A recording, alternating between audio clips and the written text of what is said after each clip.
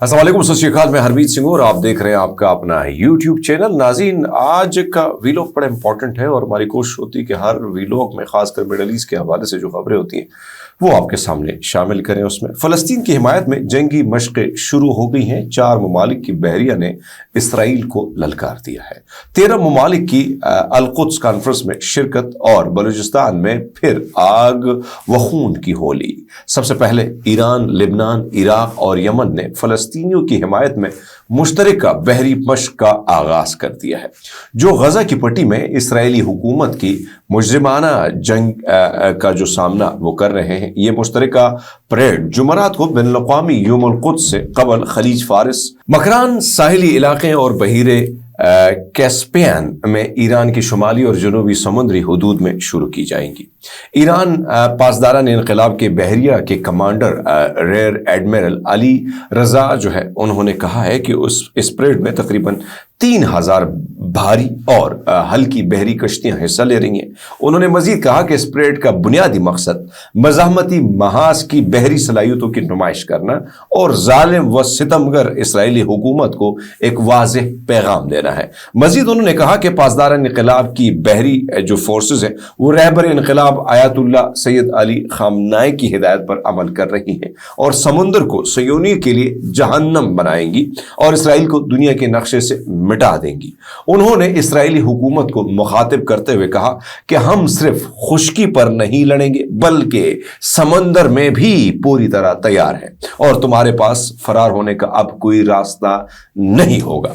Parade के दौरान फ़लस्तीन का परचम लहरा दिया गया, जबकि खलीज फारस में इसराइली हुकूमत के झंडे को नजर आतिश कर दिया गया। और साथ साथ अगर हम देखें, एक तरफ तो ये सिचुएशन है, लेकिन आगे बढ़ते और एक और चीज़ आपको बताते हैं कि अल-कुद्स के हवाले से तकरीबात के सिलसिले में आलमी जो कुद्स कॉन्फ्रेंस है वो मुनक़िद की गई है, जिसमें तकरीबन 13 ममालिक के 80 नुमाइंदों ने शिरकत की। रिपोर्ट के मुताबिक आयतुल्लाह अख्तरी और बेस फ़लस्तीनी उलमा समेत मुख्तलिफ मज़ाहिब के रहनुमाओं ने कांग्रेस में ख़ुसूसी तौर पर शिरकत की। ईरान की फ़लस्तीन कमेटी के सरबराह आयतुल्लाह अख्तरी ने कहा कि हमें अल-कुद्स और फ़लस्तीन के बारे में नई सकाफती और जो हुनरी तख्लीक़ात का सहारा लेते हुए हर साल नई फिल्में और क्लिप्स तैयार करने चाहिए और मीडिया को मज़ाहमती सकाफत की भरपूर इक्कासी करनी चाहिए। उन्होंने मजीद कहा कि बदकिस्मती से बाज़ ममालिक नहीं चाहते थे कि यौमुल क़ुद्स को आम किया जाए और इसे आलमगीर बनाया जाए। ये कैसा है कि बाज़ यूरोप और अमरीकी ममालिक फ़लस्तीन की हिमायत की जाती है, लेकिन अरब ममालिक में फ़लस्तीन की हिमायत जो है वो उसके लिए कोई खड़ा नहीं होता। ये बात तो हम भी बार बार हाँ कह चुके हैं, लेकिन उन्होंने मजीद कहा कि ना वहाँ पे मुजाहरे होते हैं और ना लोग खड़े होते हैं, ना हमारी हिमायत में बात करते हैं। अरब दुनिया के बारे में आपको पता है कि उनका जो रोल रहा है वो भी हमने आपके सामने रखा है। जिस तरीके से एक दोगला रोल, चाहे वो टर्की का था, अरब ममालिक का था, ये आपके सामने, और ये गिला बजा है फ़लस्तीनी हुक्काम का।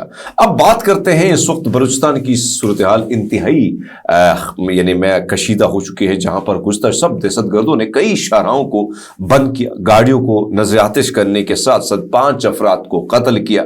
गवादर में मुसल्लह अफराद ने मरकजी शाहराह बंद करके कम अज़ कम 5 अफराद को कत्ल कर दिया और बंदरगाहों से सामान लेकर जाने वाली मुतअद्दिद भारी गाड़ियों को भी आग लगा दी है। तुरबत, पंजगूर और पसनी में भी सड़कें बंद हैं। लीबीज़ हुक्काम का कहना है कि बोलान, कोलपुर और मस्तूंग के इलाकों में भी रुकावटें देखी गई हैं। लीबीज़ एहलकारों ने बताया कि मस्तूंग के इलाके में उनकी एक गाड़ी जो है उसको भी आग लगा दी गई है। सिक्योरिटी फोर्सेस ने इस इलाके की तरफ बढ़ती जो है वो बढ़ रही थी आगे की तरफ, और फिर जारी बात है कि उस इलाके को पहले से उन शाहराहों को बंद कर दिया गया था। तो एक तरफ तो अगर बात की जाए, यानी इस खबर की अशात के वक्त तमाम सड़कों को जो है साफ करने के लिए ऑपरेशन भी जारी किया गया था। दूसरे हुक्काम ने बताया कि पसनी और माड़ा के दरमियान कुलमत के इलाके में कराची जाने वाली मुसाफिर बस से यानी मुसाफिरों को उतारकर 4 अफराद को कत्ल कर दिया गया, जो बेचारे ईद मनाने के लिए अपनों के संग जा रहे थे। मुकामी ओहदेदार ने बताया कि मुसल्लह अफराद क्या करते थे, शनाख्ती कार्ड चेक करते थे, चाहे वो सिंधी हो, पंजाबी हो, उनको उन्होंने फिर उसी तरह कत्ल किया और दीगर 3 ऐसे लोग जो थे बेचारे मुसाफिर, उनको अपने साथ ले गए। रात गए तुरबत में सिक्योरिटी फोर्सेस की चौकी पर हमले की इतलात भी मौसूल हुई है। तुरबत शहर में शदीद फायरिंग और धमाकों की आवाज़ سے سنی گئی، تاہم اس واقعے کی سرکاری طور پر ابھی کوئی تصدیق نہیں ہوئی ہے۔ دوستو ہم بھی عموماً یہی بات کرتے ہیں کہ بھائی صاحب بلوچستان جل رہا ہے، اس آگ کو بجھانے کی ضرورت ہے، اس آگ پر پانی ڈالنے کی ضرورت ہے، نہ کہ تیل ڈالنے کی ضرورت ہے۔ آپ کو طریقہ کار ڈھونڈنا چاہیے۔ ہم نے حل آپ کے سامنے کئی بار رکھا ہے کہ جب تک عوامی نمائندے نہیں ہوں گے، جب تک مقامی لوگوں کو شامل نہیں کیا جائے گا، جب تک ملک کی بڑی جماعتوں کو، خاص کر تحریک انصاف کو، محمود خانہ چکزے، مولانا فضل الرحمان، دیگر لوگ اکٹھے نہیں بیٹھیں گے، ملک میں سیاسی عدم استحکام اور دہشت گرد سے نمٹنے کے لیے استحکام جو ہے اس کو عمل میں لانا مشکل ہو جائے گا۔ تو یہ ہم بار بار گزارشات کرتے ہیں، اور یہی بات جب ہم کرتے ہیں تو پھر پی کا ایکٹ لاگو کر دیا جاتا ہے، وحید مراد جیسے دوستوں کو اٹھا لیا جاتا ہے۔ یہی سچویشن جو آپ کے سامنے۔ اب بات کرتے ہیں پاکستان اور افغانستان کے حوالے سے جو معاملات ہیں۔ افغانستان کے پاکستان میں جو مہاجرین کو دی گئی ڈیڈ لائن میں، اس میں توسیع کی امیدیں بالکل ختم ہو چکی ہیں۔ ترجمان دفتر خارجہ نے کہا کہ افغان مہاجرین کی وطن واپسی سے متعلق ڈیڈ لائن میں کوئی تبدیلی نہیں ہوگی۔ صادق خان کا جو دورہ افغانستان میں، خاص کر وہ جب گئے تھے تو انہوں نے کہا کہ جعفر ایکسپریس کے حملے کا معاملہ وہاں پہ اٹھایا گیا، انہوں نے پاکستانی کمپنیوں پر امریکی پابندیوں کو یک طرفہ اور متعصبانہ قرار دیا۔ ترجمان دفتر خارجہ شفقت علی خان نے ہفتہ وار بریفنگ میں یہ بھی کہا کہ افغانستان کے ساتھ مذاکرات ایک طرف اس کا عمل تو جاری ہے، لیکن صادق خان کا جو افغانستان کا دورہ تھا وہ ایک اعلیٰ سطح کا دورہ تھا جس میں افغانستان کے ساتھ جعفر ایکسپریس والا معاملہ اٹھایا گیا۔ دورے میں تورخم بارڈر پر بنائے جانے والے تعمیرات سمیت تمام تر معاملات اٹھائے گئے۔ شفقت علی خان نے مزید کہا کہ پاکستان میں دہشت گردی میں بھارتی حکومت کے ملوث ہونے کے متعلق ڈوزیر اقوام متحدہ یعنی میں اس میں بھی جمع کروائے ہیں ہم نے، لیکن بہرحال مہاجرین کی واپسی کے حوالے سے جو ہے کریک ڈاؤن اب شروع ہوگا۔ اس حوالے سے افغان شہری جو ہے ان میں سے تشویش کافی پائی جاتی ہے، خاص کر عید کے ایام ہے، اور میں سمجھتا ہوں کہ اس کریک ڈاؤن کا خدشہ آپ اندازہ لگا لیں کہ یہ ظاہر کیا جا رہا ہے کہ بھائی صاحب ایک طرف تو میں اس پہ اگر بات کروں کہ اگر کوئی اور غیر مسلم ملک بھی ہوتا دوستوں تو کم سے کم میں سوچ لیتا کہ عید کا دن ہے، رمضان کا پورا مہینہ بھوکے پیاسے ان لوگوں نے گزارا ہے، اور ایسے حالت میں کہ 31 مارچ کو یا عید ہونے والی ہے یا 1 کو عید ہونے والی ہے، اب نہیں معلوم کب ہوگی عید، لیکن بہرحال اب عید کے دن یا عید سے پہلے اگر اس قسم کا کریک ڈاؤن کیا جاتا تو یقیناً مزید جو ہمارے درمیان ایک تلخیاں پائی جاتی ہیں اس میں مزید اضافہ ہوگا۔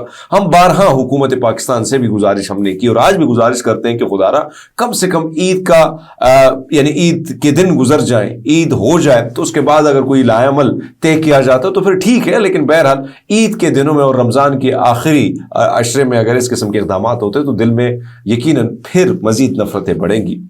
بہرحال اب بات کرتے ہیں پاکستان کے حوالے سے احمد نورانی کے بھائیوں کو کی جو جبری گمشدگی کے کیس کے حوالے سے جو صحافی احمد نورانی ہیں ان کے بھائیوں کو بازیاب نہ کرایا جا سکا۔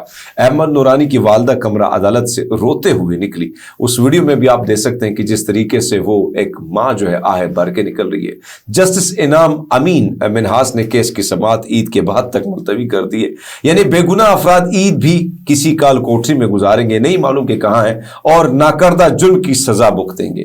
احمد نورانی کی والدہ کا جج سے مکالمہ بھی سامنے، اور انہوں نے کہا کہ اگر میرے بچوں کو کچھ ہو گیا تو جج صاحب نے کیا جواب دیا کہ اللہ رحم کرے گا۔ صورتحال یہ ہے کہ پرانی فلموں میں آپ کو یاد ہوگا کہ وہ کیا ہوتا تھا کہ ویلن جب بھی بدلہ لیتا تھا ہیرو سے تو اس کی بہن یا اس کی معشوقہ یا اس کی والدہ یا بزرگ باپ کو اٹھا لیتا تھا، اور بھارت میں آپ 2025 کے بعد ہم دیکھ رہے ہیں کہ اسکرپٹ پورا بدل چکا ہے، لیکن انفارچونیٹلی پاکستان نے وہ 90s اور 80s کا اسکرپٹ اپنی حقوق یعنی ریاست میں اس پر عمل درآمد شروع کر دیا۔ یعنی گناہ اگر کیا ہے، میں تو بارہا یہ بات کر رہا ہوں کہ اگر احمد نورانی کی سٹوری پر شک ہے تو بھئی ہونا چاہیے تو اس کے خلاف کیس امریکہ میں ہونا چاہیے، پر نہیں ہوا۔ آپ نے ان کے بھائیوں کو اٹھا دیا جن کا کوئی گناہ نہیں تھا، جن کا کوئی قصور نہیں تھا۔ تو ایک طرف تو یہ سچویشن ہے جس سے آپ اندازہ لگا سکتے ہیں، لیکن دوسرے سوال جو اٹھتا ہے وہ منصفوں پر اٹھتا ہے، وہ انصاف نہیں کر سکتے تو اس کرسی پر بیٹھے کیوں ہیں؟ یعنی ان سے بھی یہ سوال تو ہونا چاہیے کہ آپ بیٹھے ہی کیوں ہیں. لیکن ساتھ ساتھ بات کرتے ہیں پی کا ایکٹ ایک عام شہری کو بھی لپیٹ میں لینے لگا ہے. لمز یونیورسٹی اس کے پروفیسر تیمور رحمان کو نوٹس جاری ہوا ہے. کل ایک اور بلوچ صحافی کو جو ہے گرفتار کر لیا، اس کی ویڈیو بھی آ چکی ہے. بہرحال جبر کے اس موسم میں اگر ہم بات کریں پاکستان آگے تو نہیں بڑھ سکتا، مایوسی اور نفرت مزید پھیلے گی. اب تک کے لیے اتنی، اپنا بہت سارا خیال رکھیے. اللہ حافظ.